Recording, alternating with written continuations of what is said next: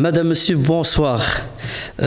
Aujourd'hui, nous avons avec nous sur le plateau d'Almoatine Madame Sabine Bourdon, qui a écrit un livre. Le voilà.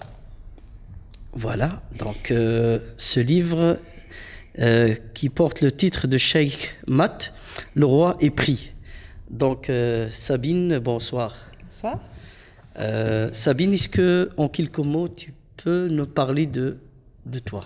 Alors, qui tu es vraiment? Alors, je suis traductrice de formation. Oui. Et maintenant, j'ai changé d'orientation professionnelle. Je suis rééducatrice graphique, c'est-à-dire que je travaille avec des enfants ou des ados, ou parfois des adultes, qui ont des soucis d'écriture, mal à la main, ou qui n'écrivent pas assez vite, tout à fait lisible. Et en parallèle, j'ai écrit un livre, mais voilà. C'est le premier livre que tu as écrit? Oui, le tout premier. Voilà. Oui. Et donc, est-ce que tu peux nous expliquer les raisons qui t'ont poussé à écrire ce livre? En fait, c'est une amie qui m'a poussée à écrire. Tu peux nous raconter Oui, l'histoire? bien sûr. Savoir. J'avais rencontré à l'occasion mon grand-père. Autour de la table, on discute d'un tas de choses. Et puis, comme il avait 90 ans, voilà, vous devinez un peu de quoi on va parler. Oui. On a parlé de sa jeunesse et de son séjour à Lézin, en Suisse, après la guerre. Et il m'a raconté un épisode qui est d'ailleurs relaté dans le livre, où il sort pour la première fois parce qu'il a de la tuberculose et l'infirmière l'autorise à sortir parce que sa température a bien baissé. Alors il me raconte qu'il sort, qu'il se promène et tout à coup il entend un bruit de moteur, il se retourne et il voit une moto vert de gris avec un homme vert de gris. Et il me dit, j'ai paniqué. Et alors il me dit, oui voilà, j'ai cru que c'était un Allemand. Alors je le regarde, je dis, alors quoi, tu as couru vers l'hôtel? Il me dit, ah non, pas courir, surtout pas courir. Et quand je l'ai vu revenir comme ça des années en arrière et d'avoir toujours les mêmes réflexes, je me suis dit, ça c'est quand même bizarre. Et alors il me racontait d'autres épisodes complètement rocambolesques. Je lui ai dit, mais est-ce que tu te rends compte? Est-ce qu'il te racontait avant? Non. C'était la première fois? C'était la première fois. Il commence vraiment à me donner vraiment des détails. Ma grand-mère me racontait des petites anecdotes du genre, voilà, on avait faim, je l'envoie faire des courses, il revient avec un paquet de cartes en croyant que c'était une boîte de sardines, parce qu'il allait voler dans les magasins, il n'avait pas les moyens. Mais donc, alors, au téléphone, je raconte cette histoire de méprise en Suisse, et elle me dit « Ah, mais tu dois écrire ». Je dis « Ah oui, tu crois ?» Et alors, j'ai commencé à écrire ce qu'il m'avait raconté, je lui envoie un mail, et là, elle me dit « C'est bizarre, tu as écrit ça comme une histoire, comme un roman ». Je dis « Je vois pas comment je pourrais le raconter ». Et alors, j'ai continué. Et ça m'a pris 4 ans à peu près, parce que je me suis laissée un peu emporter pas seulement par son histoire, mais celle d'autres personnes que j'ai rencontrées en faisant le livre. Sabine, combien de temps vous a-t-il pris le livre? Donc 4 ans. 4 ans, mais il faut voir aussi que je travaille avec des enfants. Vous travaillez à côté? Oui, donc il y a ça, et puis les recherches. Alors, je ne voulais pas parler de choses que je n'avais pas vues. Alors, j'avais décidé d'intégrer le parcours concentrationnaire de Maxime Van Praag, qui se trouve sur la couverture. Et comme ce jeune homme est passé par Vught, Sachsenhaus, Buchenwald, Dora et Bölke-Kaserne, je me suis dit, je vais aller sur place. Donc, tu as fait j'ai fait des voyages. Recherches contacter. Tu as investigué, en fait. C'est ça. Le mémorial, aller sur place, parfois aller 2-3 fois. Je pense à Vught notamment, c'est tout près de chez nous, c'est aux Pays-Bas. Donc tout ça, ça prend du temps. Et puis il faut digérer aussi, parce qu'on sort de là, à un moment on sature. C'est dur psychologiquement. C'est dur psychologiquement. Qu'est-ce que tu ressentais en fait à chaque fois que tu visites ce genre de lieu? Braindong par exemple, ça c'est tout encore plus près de chez nous, c'est chez nous. On rentre, on est prêt, voilà, on voit les horreurs, on entend, et arrive un moment où on n'en peut plus, on veut sortir. On a besoin de retrouver un certain confort. On sent là l'inconfort, le malaise, le malheur. Et il suffit de sortir et nous, pouf, ça y est, on est de nouveau dans notre monde, tranquille, où on peut manger, on peut se promener sans problème. On sent tout à coup le vivant qui rappelle. Tu pensais plus en fait à tes grands-parents, à ce qu'ils ont vécu En fait, quand je suis allée à Braine, donc, là, j'ai vraiment ouvert les yeux et j'ai dit à mon grand-père, j'ai dit, mais est-ce que tu sais ce à quoi tu as échappé? Et c'est là qu'il m'a dit, écoute, non, on faisait ça comme ça. Oui. Ça a été vraiment, Braine, donc, ça a été vraiment un choc. Oui. Et alors, comment qualifiez-vous, comment tu qualifiais en fait ton livre? Alors ça aussi c'est un peu embêtant. Je ne vais pas dire roman. C'est un roman, non? Qu'est-ce qu'un roman finalement? C'est une histoire inventée. Ici, il ne faut pas vraiment beaucoup d'imagination. Tu racontes aussi le récit de ton grand-père. Oui, c'est l'histoire de mon grand-père, de sa maman. À partir de ses 19 ans jusqu'à la fin de la guerre. De Donc déjà, dans l'histoire familiale, il y avait assez de choses à récolter et à raconter. Et puis, comme mon arrière-grand-mère a caché un couple de commerçants, ben voilà, je me suis intéressée à la question de l'antisémitisme durant ces années-là, à la déportation raciale. Avec Maxime Van Praag, je me suis intéressée à la déportation politique. Et finalement, je me suis dit, mais où vais-je m'arrêter? Mais j'avais vraiment envie d'intégrer l'histoire d'autres personnes dans celle de mon grand-père, qui de toute façon, toutes ces personnes étaient mêlées sans le savoir. Elles ont tout un lien les unes avec les autres. Et donc, mon livre a pris une autre dimension. Et donc, il m'a fallu 4 ans pour mettre tout ça, toutes ces personnes ensemble. Et le résultat est là. Mais en quelques mots, par rapport au contenu de ton livre, qu'est-ce que tu pourrais me on revient dire, à la en fait, forme. par rapport... Donc la forme, un roman, oui et non. Témoignage, ça c'est sûr. Mais je raconte d'autres personnes. Je raconte la vie d'autres personnes. Mais je n'ai pas dû aller loin. Donc s'il y a des choses que j'ai inventées, oui, ça sera la couleur d'un vêtement. Mais le reste, non, ça s'est passé. Et malheureusement, il ne faut pas beaucoup d'imagination pour raconter des horreurs, ni de belles choses finalement. Je veux dire, c'est comme si toutes ces personnes m'ont donné quelque chose, m'ont donné leur histoire, m'ont confié leur histoire. Parce que pour moi, c'est précieux. Je ne veux pas en faire n'importe quoi. Et j'ai essayé de faire du mieux que je peux pour produire un texte qui touche les gens.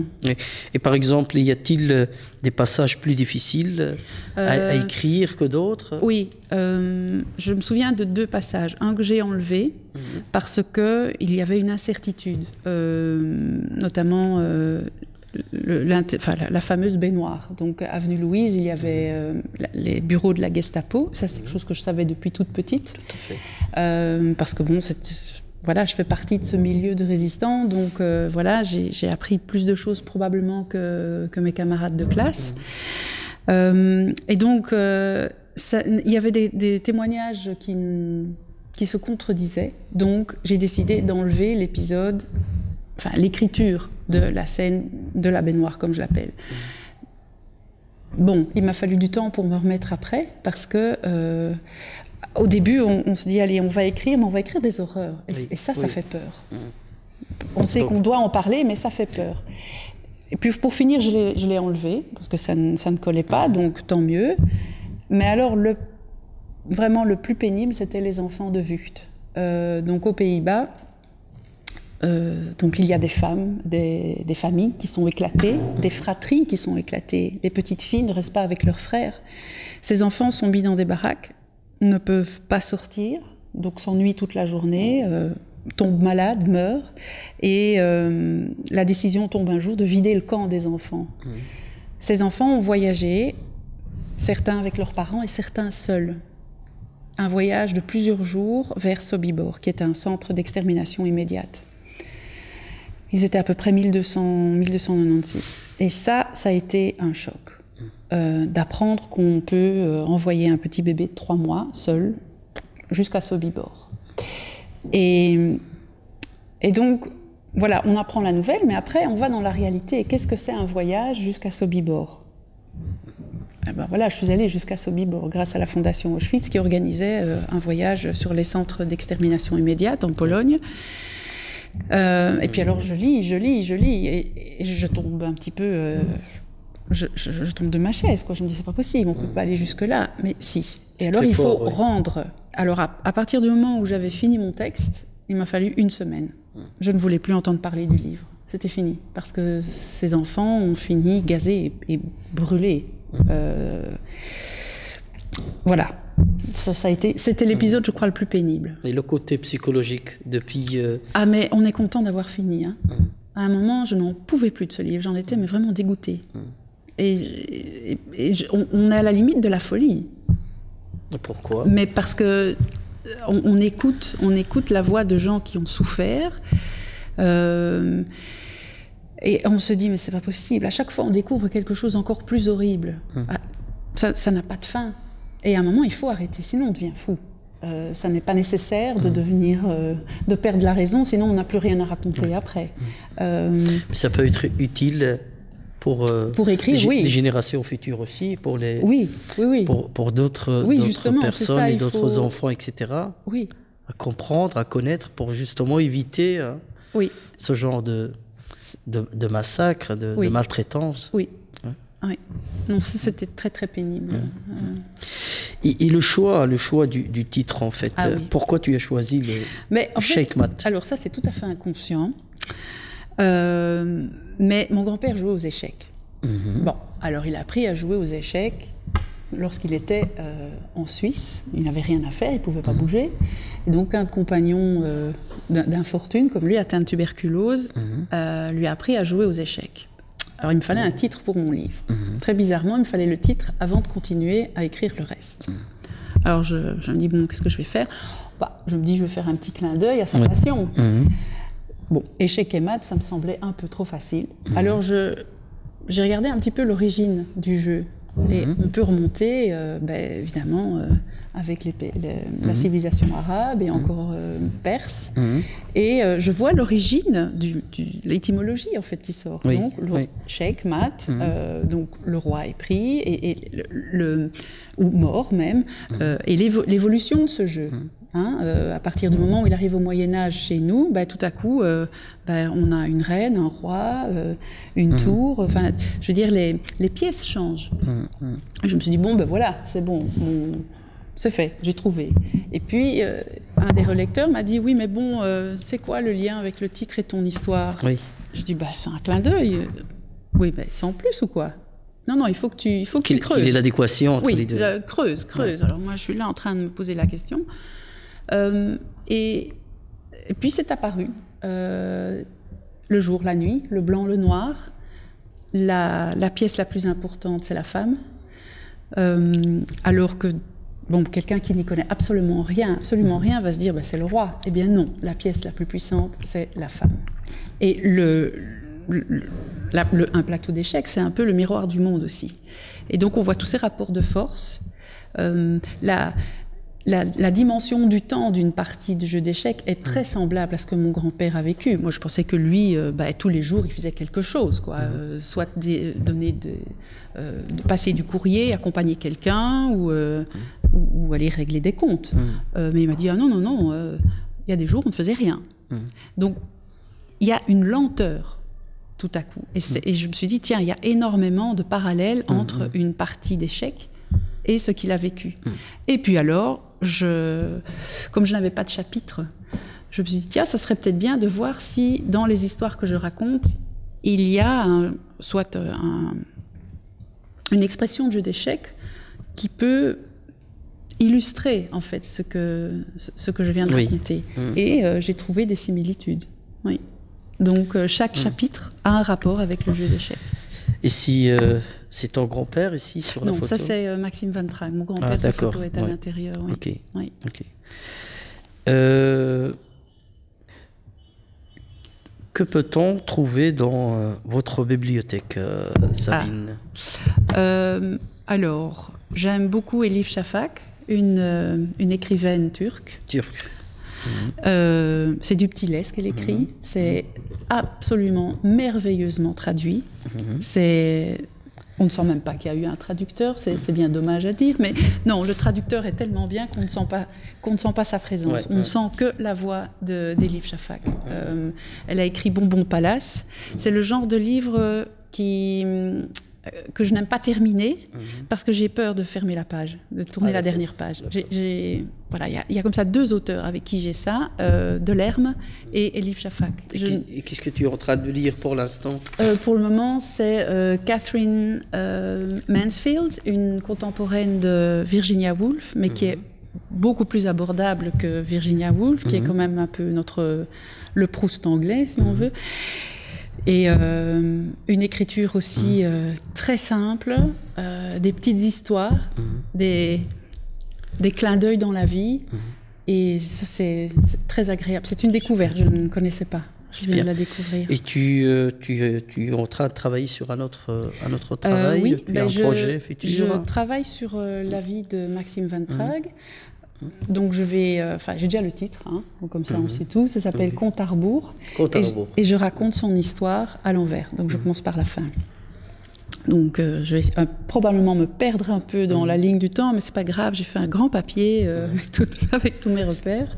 Donc ça va te prendre. Oui, mais j'ai déjà fait encore 3-4 ans. Non, peut-être pas. Je pense pas, parce que il y a beaucoup de recherches qui ont déjà été faites. D'accord. Et maintenant il n'y a plus qu'à remplir. Mais encore une fois, ce n'est pas ordinaire. Tu t'es lancé vraiment maintenant pour écrire des livres et peut-être. Je ne sais pas combien je vais en faire, mais en tout cas, ce sujet me passionne tellement que.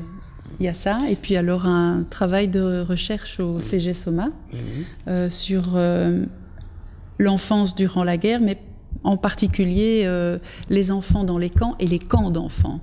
Donc, je veux dire, toute nationalité confondue. Donc les Polonais, les Ukrainiens, les enfants qui ont été transportés juste après l'Espagne, par exemple, quand en 1933, Franco s'est acharné sur les communistes. Pas mal d'enfants se sont retrouvés seuls dans les rues, dans la rue, et beaucoup ont été accueillis dans d'autres pays, notamment la Belgique. Alors il y a comme ça plusieurs épisodes dans l'histoire de l'enfance pendant cette période-là qui méritent qu'on s'y attarde un peu et qu'on ravive un peu la mémoire de ces enfants-là.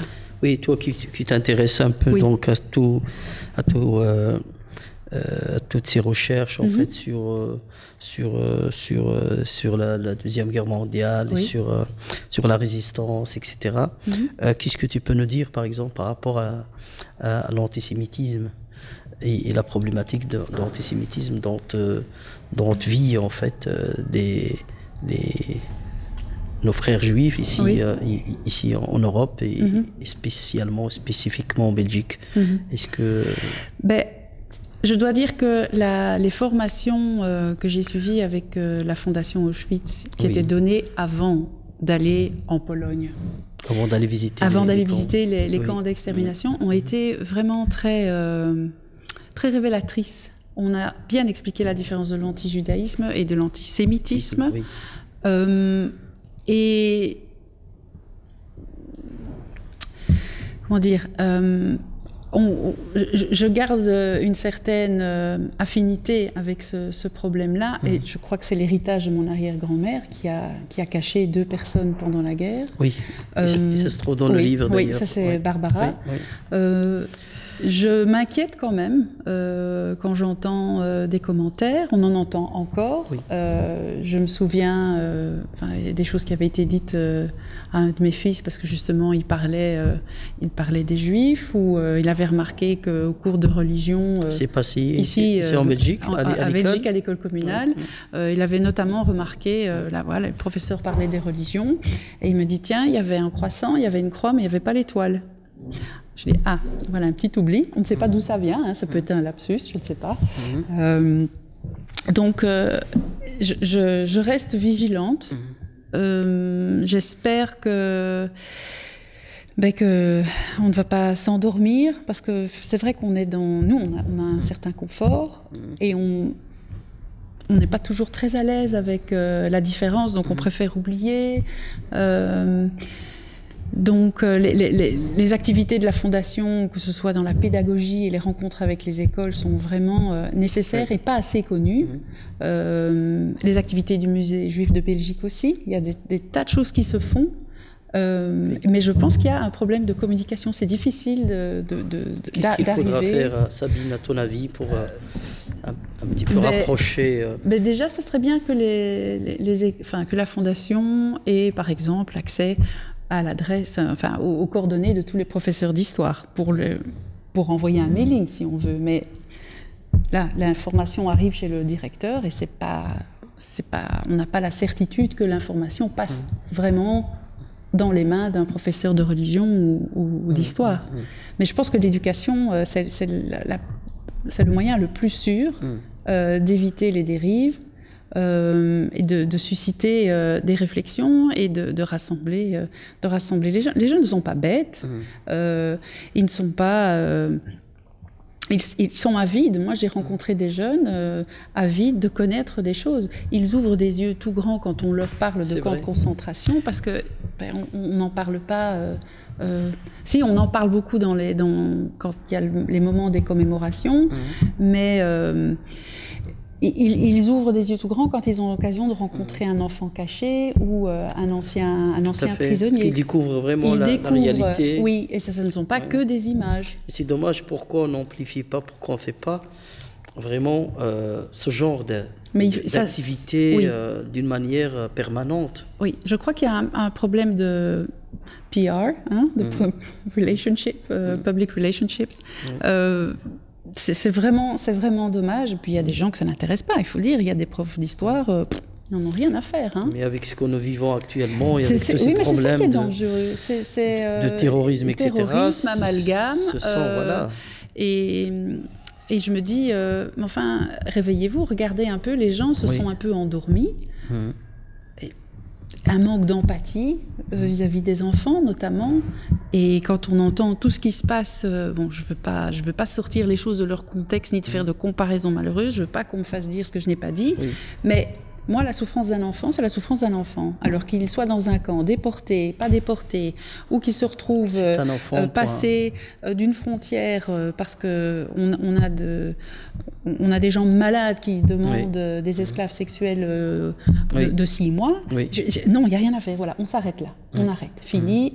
Il y a un souci. Et je crois que l'empathie, c'est le plus sûr moyen de créer des liens entre les gens. Ça prend l'empathie. Tout à fait, ça s'apprend. C'est un apprentissage. Voilà.